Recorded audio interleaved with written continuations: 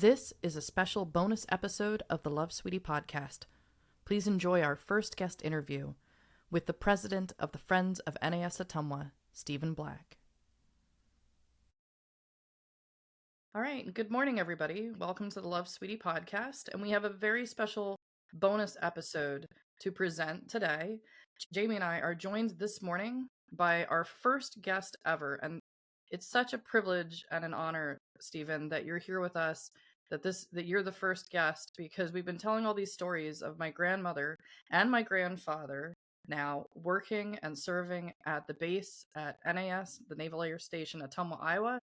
And Stephen Black here is the president of the NAS Ottumwa Foundation, and he's very involved with the history, the preservation, and the restoration of the administrative building there. So he's joining us today so we can get into some of the meat of the history of Naval Air Station Ottumwa for everybody that's been listening to these stories, to give some more context to the whole storyline here. So, Stephen, if you want to take a moment to introduce yourself, tell us, how you are connected to the history of the base, what led you to getting involved with this project, essentially. Well, as you said, I'm Stephen Black. Actually, I was born and raised here, and at one point in my life was on a career path of a professional pilot. I actually wanted to fly rockets as the end game, do test flying, and then fly rockets. So my initial flight training actually started out here at this base, former base. And so I was very familiar to this when the buildings were still here, all of them were still here, and they were pristine. And in the time in between, that has changed, obviously. But I grew up here. I had a cousin of my mom's that I referred to as my aunt, uncle. He was in the ship's company here. She was a local girl. They were married, and he went to work for a local manufacturing company, and they lived out their lives here. I remember going around as a young man, peeking in the swimming pool building and wishing it was full of water. Wanted to go on a hot day, wanted to go swim in it. In high school, I was in the Civil Air Patrol.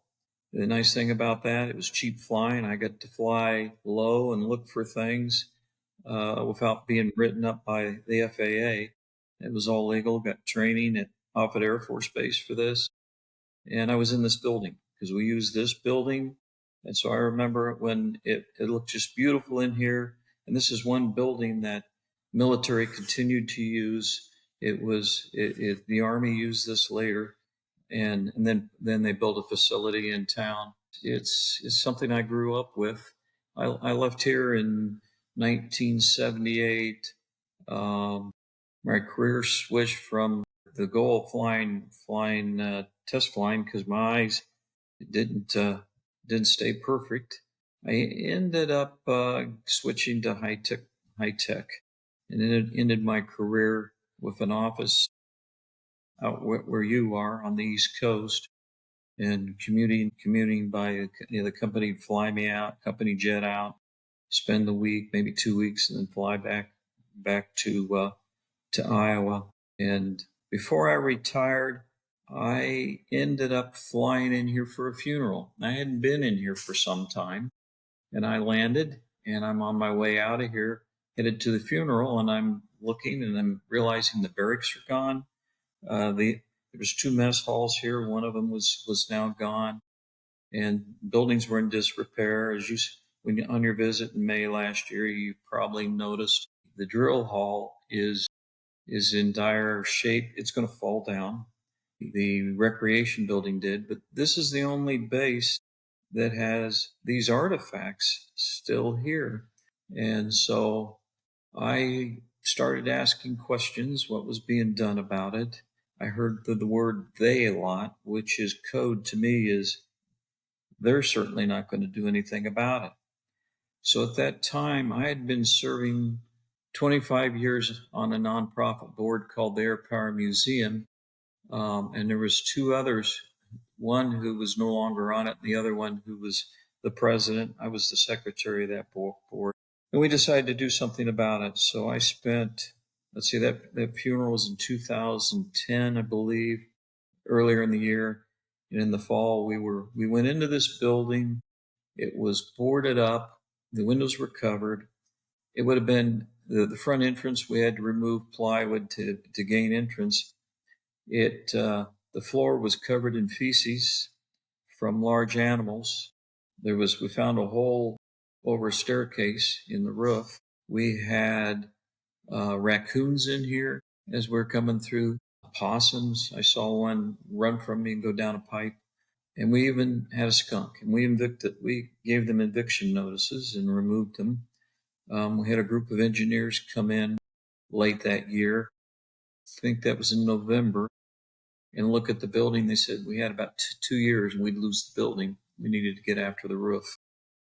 So it was myself, Mike Gretz. The two of us really started this. So I'd be flying to the East Coast, be sitting in the hotel room. And when I got done with my day job, I was creating the paperwork to be a corporation and a 501c3, all that sort of stuff. So I would create the drafts. Mike would do the edits. A website, which I wish had I could show you right now how it was, because it was beautifully done. And Mike and I had different personalities. And so what I was good at, he was weak at. What he was good at, I was weak at. And we understood each other's personalities. We've been trained in that in our business careers. I was high tech. He was an airplane designer, and Dave Falkenhagen that joined us a little bit later was a chemist, and he lived in Sandusky, Ohio. Mike was in Montezuma, Iowa. Jamie's very proud of that. And I grew up an hour south. you did? I grew up in Lincoln County, Ohio. Well, when Dave passed away, he was working for Red Arrow Adhesives. He had formulated airplane dopes, glues. I can't remember what else, but yeah, he was very active in that. He was our first secretary of the board. Mike took the treasurer's job, and really we should have flipped those two, and then I was the president of it. You said that David passed away. Is Mike still with us? No, Mike passed. They both passed a little too young. Dave from the chemistry, it developed liver cancer and spread through his body. Mike developed brain cancer, and so he also got exposed to some chemistry that when we were younger we didn't know one way or the other. That's too And bad. so it lost too soon. Now I'm an old duffer. I've been at this a while, trying to develop people here that when I'm not here any longer, this place will continue on. So it's really three of you, yourself, Stephen, Mike, and Dave. The engineers come in and they say, the last really big building on the base has 2 years to go. If three people wouldn't have acted in a very difficult way to get the restoration going, this history would basically be lost. The location, the site would be. That's it. Basically. It would be gone. Mm-hmm. It would be gone. I'm forever grateful. It makes me very emotional because, like, my grandmother served there, and I know I'm not the only one. You've had other people, on Facebook and other communities say they're so happy that they have grandchildren, great-grandchildren that can go to the site, that can see where their ancestors were. My grandmother was there, my grandfather was there, and we're so grateful. And just hearing about Mike and Dave, who aren't with us, for them to get that recognition, and for yourself for the work you've done, it's just forever grateful. It's been a team effort all along. I had a retired colonel in Chicago who I would guess you'd call it a second career. He loves old buildings, loves history. His wife writes books. She did one for, I don't know if it was a History Channel or A&E, somebody like that. It's called The History of Us. I think it might have been a miniseries. She did the writing. She's written a string of books. It's had some programs. they'd take trips, but he, for a period of time, owned a Stearman, the type of trainer that was used both by the Army Air Corps, and the Navy. PT-17s, N2S is probably the nomenclature I ought to be using. But he calls me and asks if I would give him a tour. He'd write me a check for $1,000. Well, I was at home in Des Moines area at that time, and I was more than willing to make that drive. So we've gotten to be good friends. He put the front porch on this building, funded that, the first electrical panel, which inspired a local contractor to wire the entire building. And so, and he continues to do that. And what he likes to do is he likes the smaller museums like us. So, like us, the T-28 guys at Sheboygan, Wisconsin, some around the Chicago area in Minnesota, the Kelch Museum, which is 1930s and 40s aircraft in Broadhead, Wisconsin. We get together, we support each other. What works, what doesn't, what are you using for software, how do you do in payroll, events you have that work, don't work. He's been kind of a glue at a broader level. So people like this, I'm just giving you an example of people like this that just show up in our lives, and they make a difference. They're making a difference, and a lot of them, they're never known. So I'm going to go ahead, Stephen, I'm going to go ahead and share my screen and bring up the website, and I'll put the address on the window here on the screen for our audience. This is the website of the NAS Ottumwa Foundation currently. We can get into some of the history here in a moment, but I've seen some of the photos of the restoration of the base headquarters. So about when were these photos taken? Do you remember? Because this looks sort of rough, like probably about the beginning when those steps were being worked on and the windows are all still boarded up. That would have been in 2011. Yeah.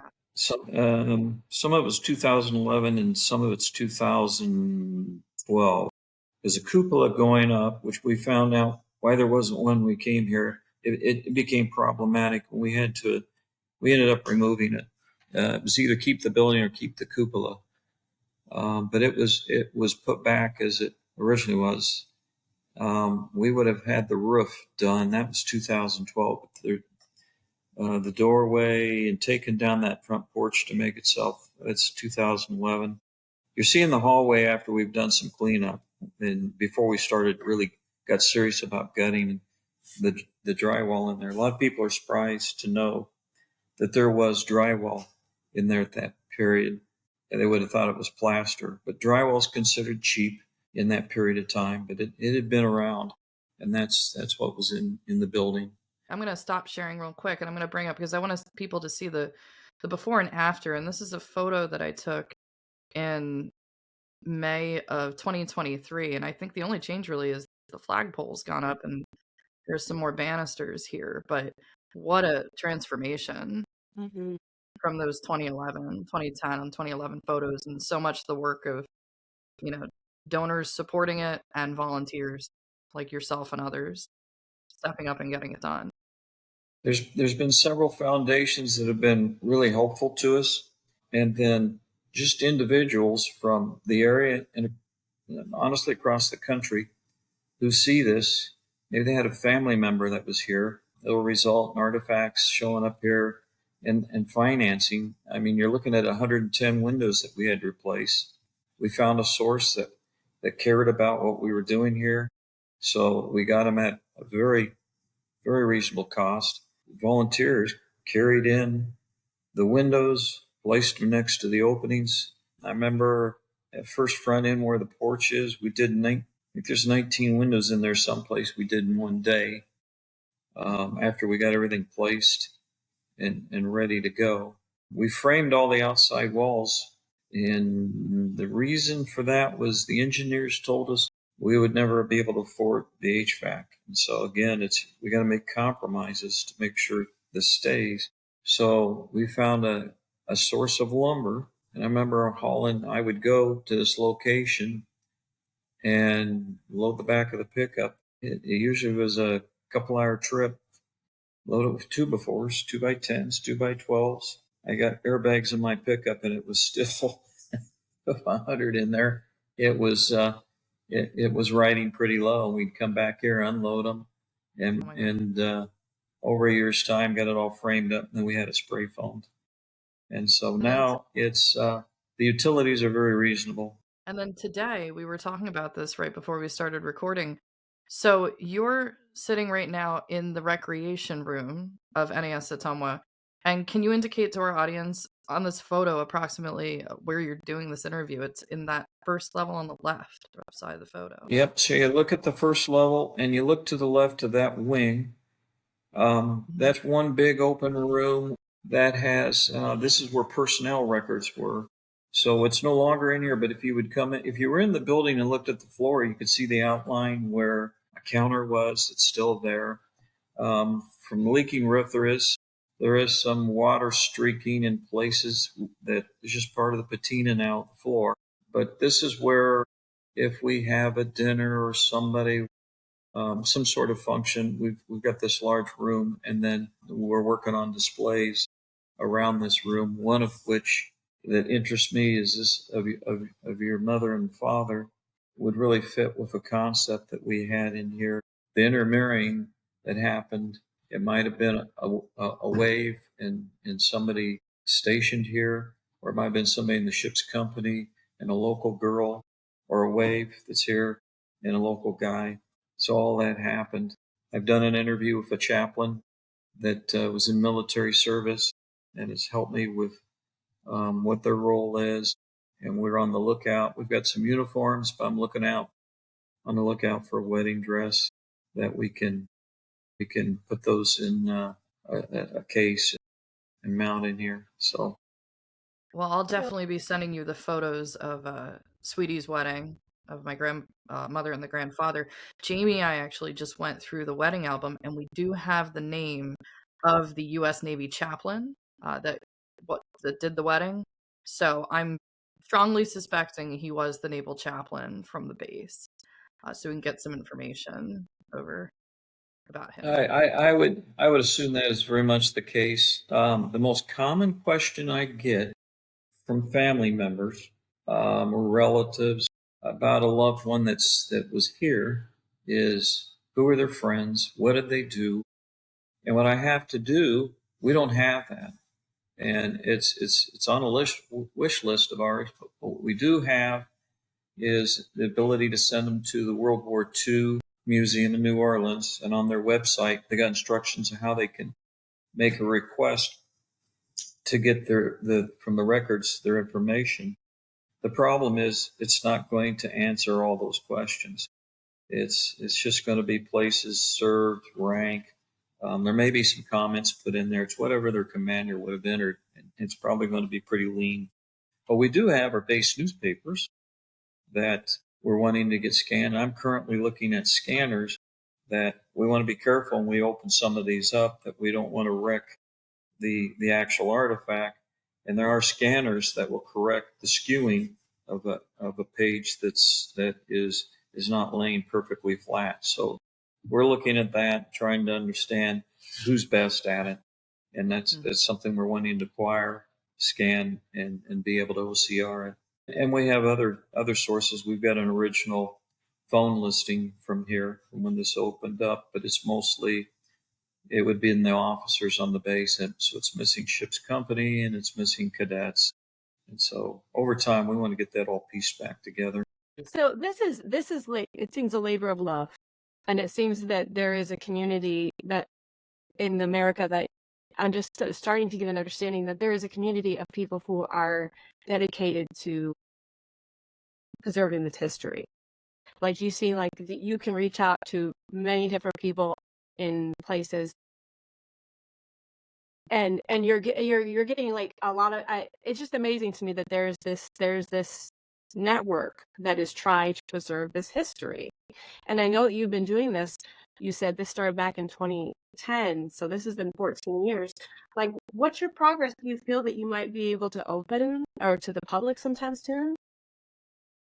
We already are. We started that July last year. so we did a ribbon cutting in July last year, and we had decided that yes, we're essentially done on the first floor with the building work. We're not far behind on the second floor, and we're working on artifacts here on the first floor in the displays. There's a lot of light in here, as you can see. We need 110 blinds.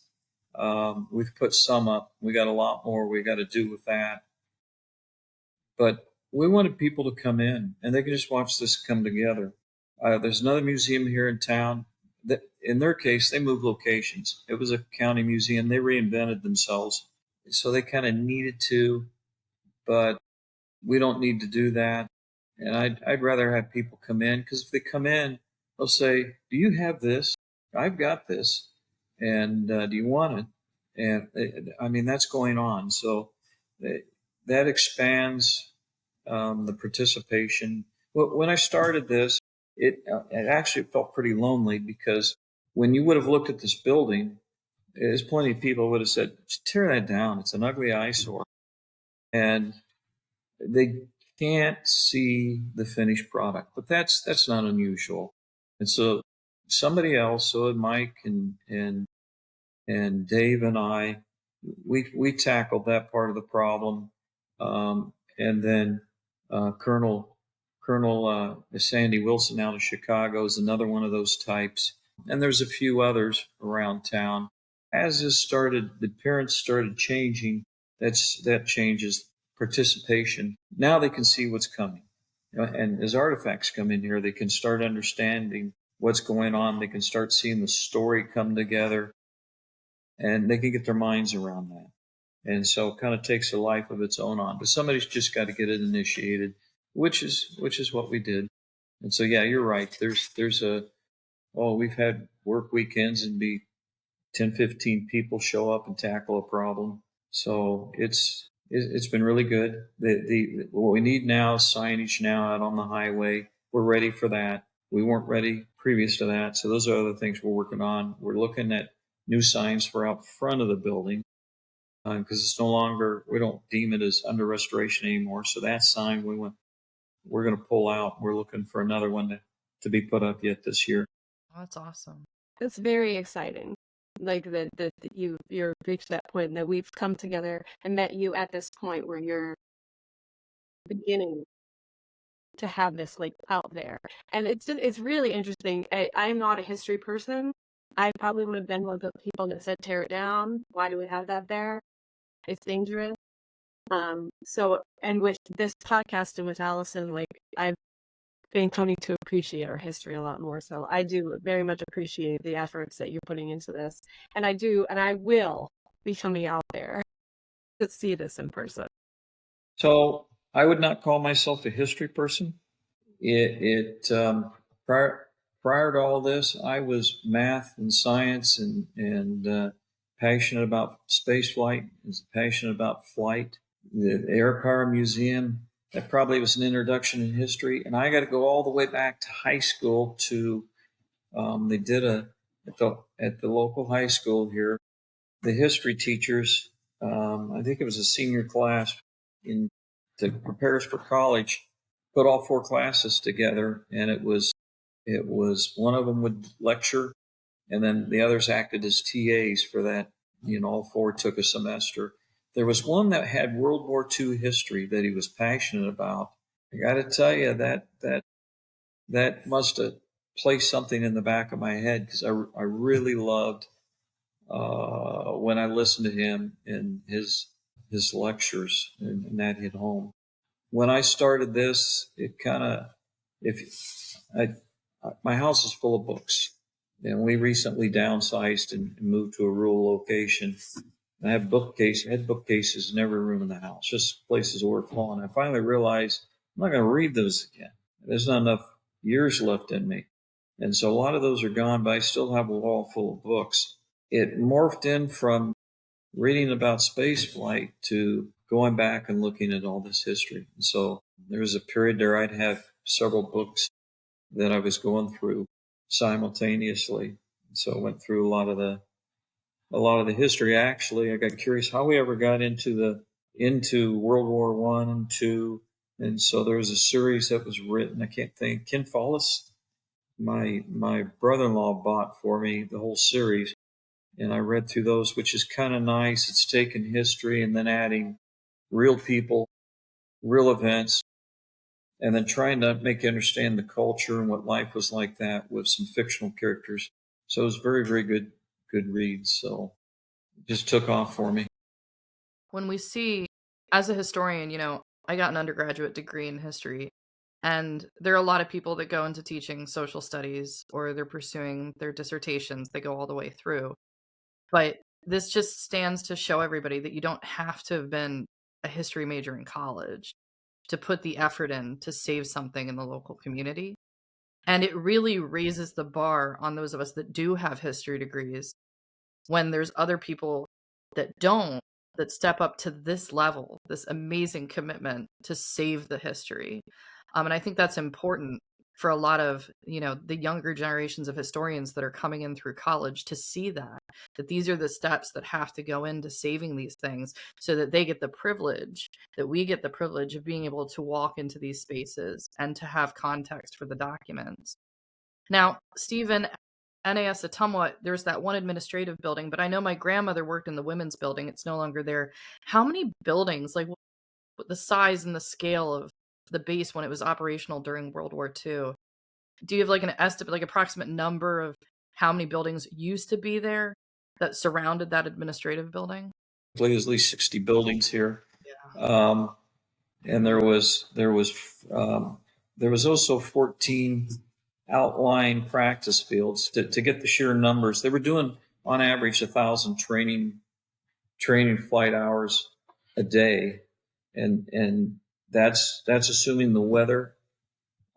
Primary flight, there's gonna be days you can't fly, low ceilings, it's way too windy, and it's got to be above 10 degrees. Imagine 10 degrees temperature and being in an open cockpit biplane.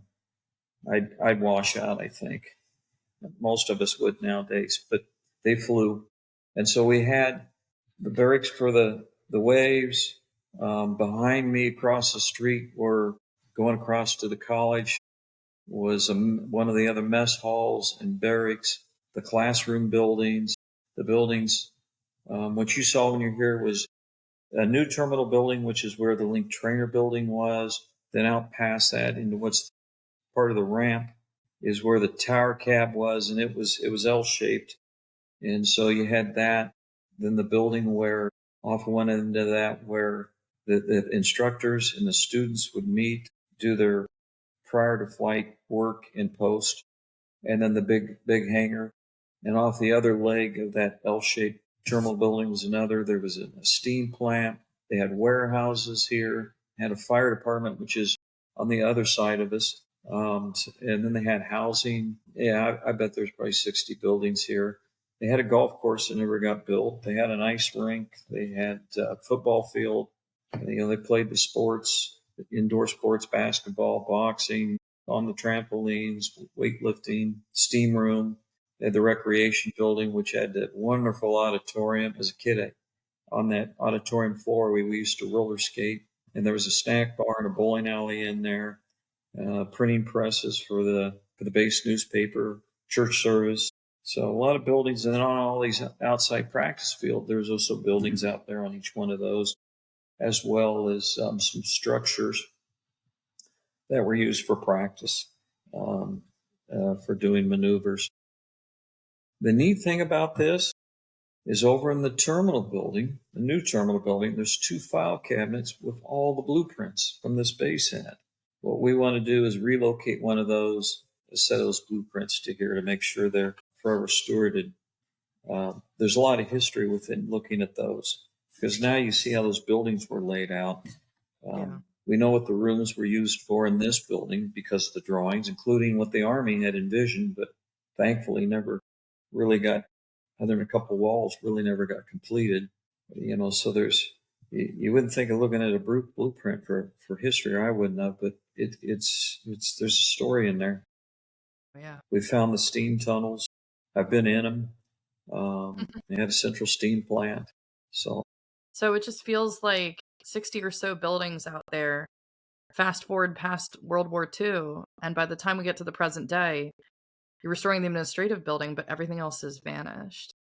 So just to have that sort of the town Right. disappeared, basically. So there was thousands of people here. Anything you would, from housing to where you worked, where you learned, was all here. There was buses that ran on a regular basis from downtown, bringing the several hundred civilian workers out to the base each day. And as the war progressed, more waves came in and took jobs that were done by the guys, more civilian workers. So here you had a transportation system. You had this city. At war's end, it morphs into more like a college campus. Then when they shut down in 47 as a base, then it became a reserve squadron up through at least 57. With that, it it was really starting to change from 47 and on. Hmm. And now it kind of went to a ghost town. And so we're coming in here, and there's places where there were foundations. And so now you've got the forensics. A lot of the people that I wanted to talk to weren't there to talk to. I can't tell you how often I would find an obituary, and it would only be 2 months prior. And I'm thinking, why didn't I stumble into this and do this 10 years prior? But it didn't work out that way. Or why didn't somebody else that was here local go after this? And so we started with what we got. And so there's some forensics there. One story I got to share with you. The last flight instructor that was killed here, his responsibility, we've got some pictures hanging up that he took. He would investigate the crashes, only to have a student get the airplane too low and slow, and he couldn't get it back away from him. And the student survives, and he passes away. Just for our audience, because you've used the term waves a lot, and I think it's an unfamiliar term. Jamie, I don't know if you're familiar with it, but this is going to come up in some of the later podcast episodes. That term's going to be mentioned. Stephen, can you tell our audience who the waves were? Well, the waves, I wish I could rattle off what the acronym means: Women Auxiliary, something or other. But those were, each of the services had Army Air Corps, had the wax, and the Navy had the waves. And honestly, they weren't organized exactly the same with each. And so some of the benefits, like the wax got, the waves didn't. But these were women who volunteered to serve in the Navy. And so they came to the base. We thought we were going to be doing an invasion of Japan, and we knew if we hadn't dropped the bomb, that was going to be brutal. Because the Japanese culture was, it was not honorable to surrender or survive. You die fighting. And so the women would volunteer, come out here. They worked on the airplanes, did a ground instruction. They weren't they wouldn't have been in a role like the commander, the skipper or the exec, but they served in most of the other roles. And that was to free up the guys, especially in the ship's company, who they thought were going to end up being part of the invasion force. Fortunately, that didn't happen.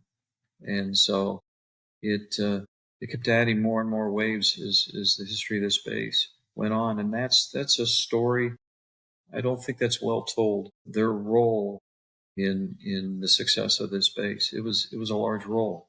Many of the everyday activities in this town would have been you've been finding waves and ladies from in town riding the bus out, and something that might have been surprising at that time, in there turning wrenches on the airplanes. But you're also in an agricultural location, and so I know growing up, I was used to seeing. Dad grew up on a farm, and my aunts and uncles all farm, and the gals were out there turning wrenches and driving tractors, and so harvest. I was used to showing up and driving out in the field, and Dad would hop in the combine with Uncle Earl, and somebody would take over from Ruth my Aunt Ruth and be driving the grain truck that would be pulling from the combine, then back and forth to put in the silo. And it was just it's a whole family business. A little different than some environments, And but Jamie, definitely a culture shift. It feels like it's filling in some gaps, yeah, filling in some things that we knew about, like what Sweetie's job was there and like life, right. the life of the base, the daily Yeah. life of the base. Now, to be clear for our audience, Sweetie herself would not be classified as a wave, but No, I no, no. looked it up. It's really the reserves. Um, there's an association with this base post World War II with Richard Nixon. Am I right there, Stephen? There's a connection. Richard President. Nixon served at yes. Richard Nixon and his wife lived in town. Two different apartments, and she worked at the bank, Union Bank. He was here as a lieutenant, junior grade. He was the aide to the exec up in the upper part of this building. We're working on his office. It's all drywall. We're putting the wainscoting up, and then we're going to start dressing that out. And we'll probably tell a little bit about his tie to the Vietnam War in something called Linebacker 2, where a lot of people don't know this. The French left the POWs. Nixon wanted to get them out, so he asked the Pentagon to come up with something, which was Linebacker 2, which is where we bombed Hanoi. And a good friend of mine was on one of those. Was his B-52. The one in front of him had a hard start. They sent him anyway, so they showed up 15, 20 minutes late, and 3 SAMs hit him. 2 got out alive, and he lands in a rice paddy, and anyway, he gets discovered. Long short of it, and was in the Hanoi Hilton. But it's something. Well, those are little things we'll add in here of what we find out about people and know about. Wow. Joe Herber, Hmm. whose office was next to Nixon's. I think it was in that communications area you went through. That was here from the entire life of the base, and then he went out on a was deployed out onto a ship. But Joe was Herber was in Watsonville, California. When I tracked him down, I ended up getting an image from a letter that he wrote that Nixon wrote him, and those two corresponded. And no, Nixon had his comments were he remembers that first year here. It was really cold, a large amount of snowfall. We had a lot of rain, and so he remembered it being very cold climate, very nice, warm people. Yeah, so he did stay. He did stay in contact with some that I know of. He made a trip back here at one point. Air Force One came in with him. Oh, wow. Landing Air Force One at Ottumwa. Yeah. And just to be clear with the base, so it's been there, that administrative building, the whole time. World War II was obviously the height of activity, but it was around like 1947 or so that they really closed their doors to that full operational activity. To a full operation, and then the reserve squadron left later. So they did leave a squadron here for a number of years, and then this was looked at for by the Air Force. There was a secret program called the Midas program, and it was a set of satellites that were put up, I think, in polar orbit to look at. It was for early ICBM detection. It was using IR sensors. This is during the Vietnam War when this was like 1962, 63. They had 3 locations that were ideal for tracking stations for this. This old base was one of them, and the plan was to put the Air Force. It probably would have been a small installation back in here and set up the tracking station. That was the plan. And so they went to McNamara at that time to go ahead and fully deploy. I can't remember how many satellites. What happened instead is they said, "Well, keep researching this rather than deploy." They escalated the Vietnam War, so the funding went there. They passed on this, and there was also some high altitude balloon research that went through a similar fate that was supposed to happen here with NASA, and it budget delay, and a couple of years later, it took place elsewhere. Yeah. Now, with regards to the main history, there's an author that's written a book that if you go looking for it online, you can certainly find it. And you've made a page here on your website about this. And this is by E.M. Kofer. To my understanding, she's no longer with us as well. But this is really, for the people that want to really read the full history of the base, this is an exceptional work. The Carrier on the Prairie, with what a great title. Did you get to meet and talk with Mrs. Kofer? Am I saying it right, Kofer? I hope so. Yeah. So one thing I wanted to do, because I knew they weren't spring chickens, is I hired a filmmaker who wants to do a film about this base. We've had discussions about that. He's done other films that have been on the networks. We've kind of started outlining the script. We're not very far with that at this point, but he came here and he did some nice filming, Elsie Mae, and we did some filming of her husband. And then we have, through the Kelch Museum, we've got a gal up there who's real creative, who did some editing. She put together a 15-minute version of we spent a couple days filming, and so we pared that down to 15 minutes. We still have all the raw footage, so we play that here. That's great. Of that, as well as when Elsie Mae or did her book, she did recordings. She interviewed 40 different people, and that's on tape. We got our hands on that in the last 6 months, and we digitized it. So I was concerned because it was on cassette tape, and it's old enough that those, you can start losing the quality or the tape will break. I got that all digitized, and we didn't have any problems getting it pulled off. So we're thankful for that we've got that. She moved here when she was young. She moved here, and Larry was actually from Arkansas, and the two met, and the two families came together. They called it the Kofer Corporation, and she was an English teacher, was involved with the county museum, and people were talking to her about this, and she was going to write just a paper, which morphed into a book. Somebody finally said to her, Elsie Mae, if you don't write this, who's going to do it? And which resulted in this book being created. So it's a good source of history there. It's when I look across all these bases, this is the only base with any artifacts, and we've got this book. There's been some other books too. Eldon Price wrote a book about his life, and there's been some others that were written. A fellow for his granddaughter. So there's bits and pieces elsewhere, but this is the only book that's kind of gives you a picture that you could not only were these bases cookie cutter in infrastructure, but the things that went on here were cookie cutter. You had a consistent curriculum across the Navy that was being taught in buildings that look alike.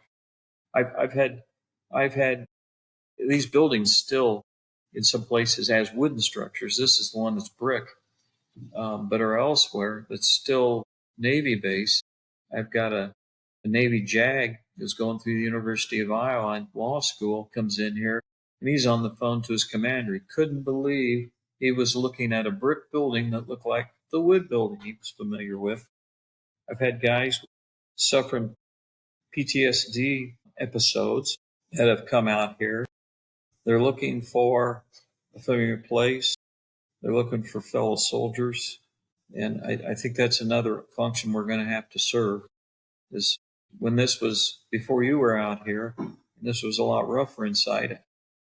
We were in here doing demolition work, and I see a young man sitting in a car, his car door open, and after I noticed that and realized he's here, he's been here a while, I went out and got him, brought him in, and found out he was having a troubled day.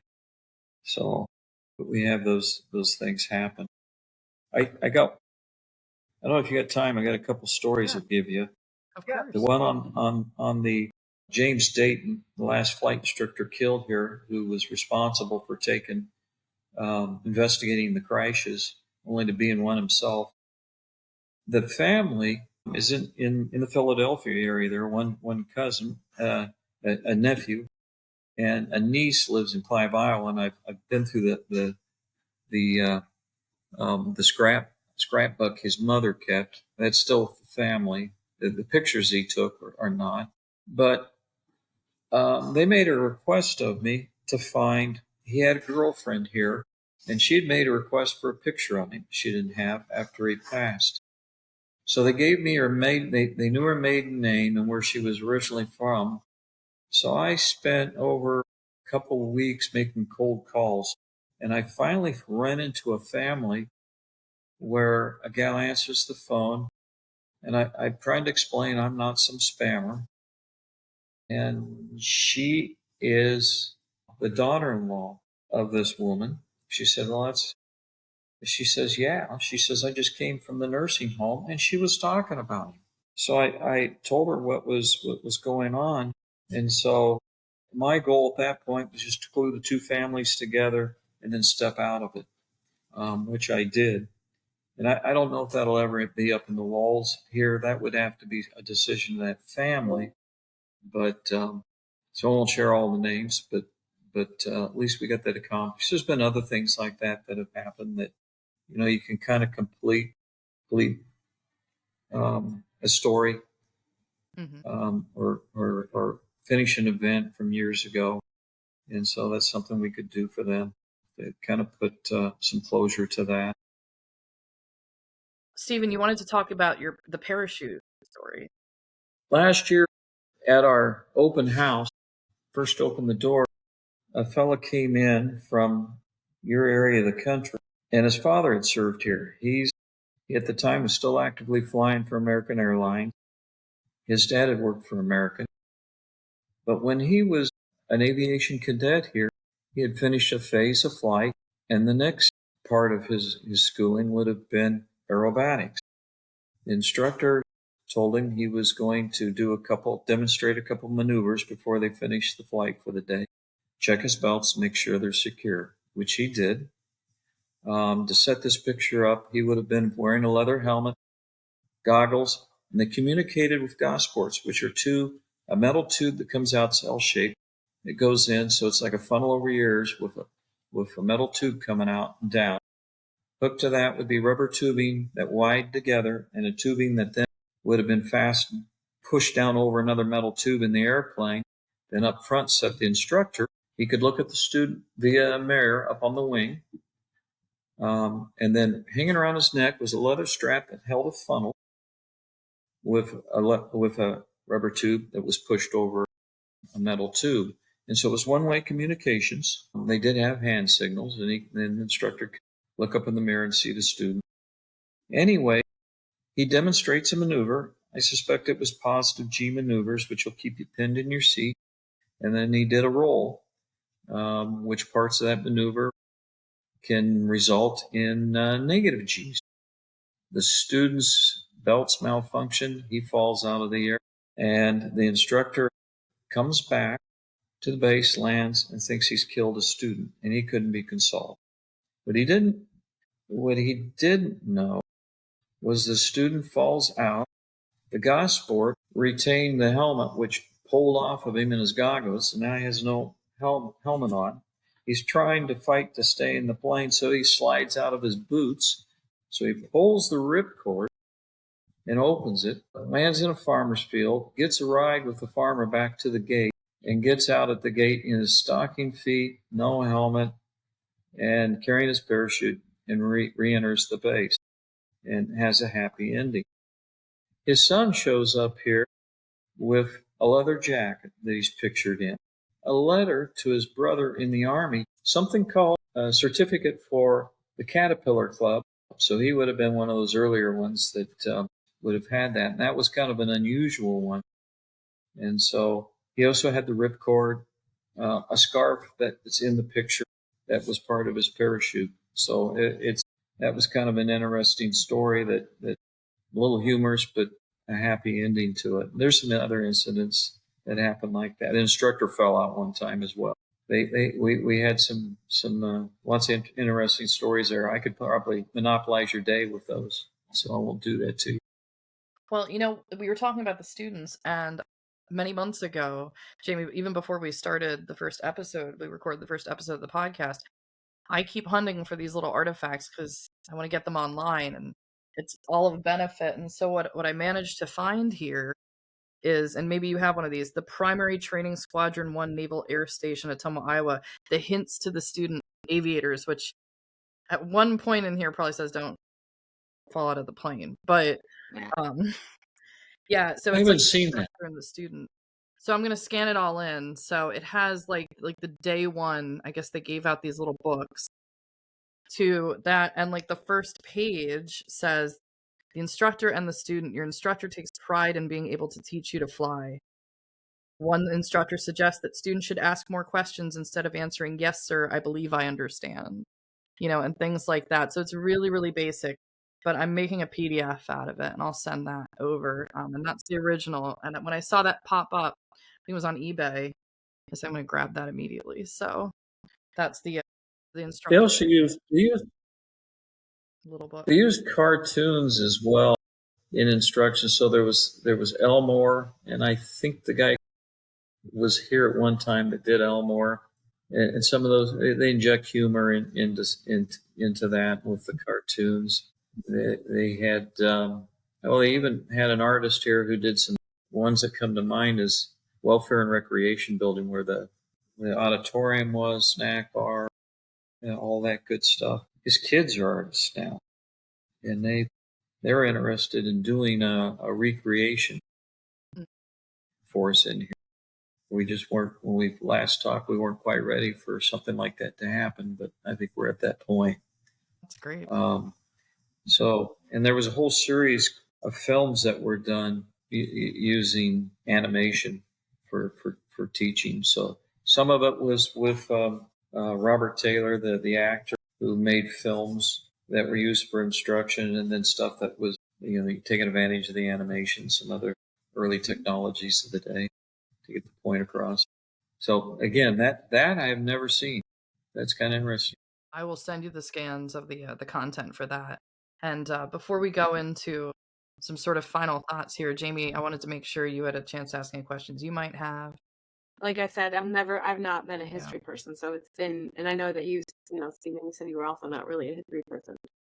But it's just, when you tell history with the stories in it like this, yeah, it's engaging. Right. Yep. So with that, Stephen, obviously it's a big effort. It's going to be an effort that has passed some of the original founders, and it's a legacy out there in Ottumwa. On your site, there's a link here to donate or volunteer.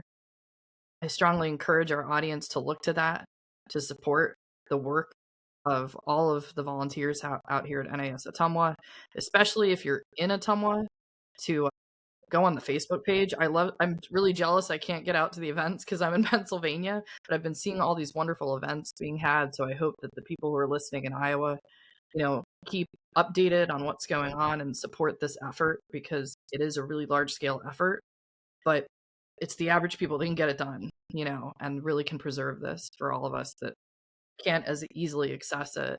So I strongly suggest people do that and go to the NAS Ottumwa.org website and check out all the details there.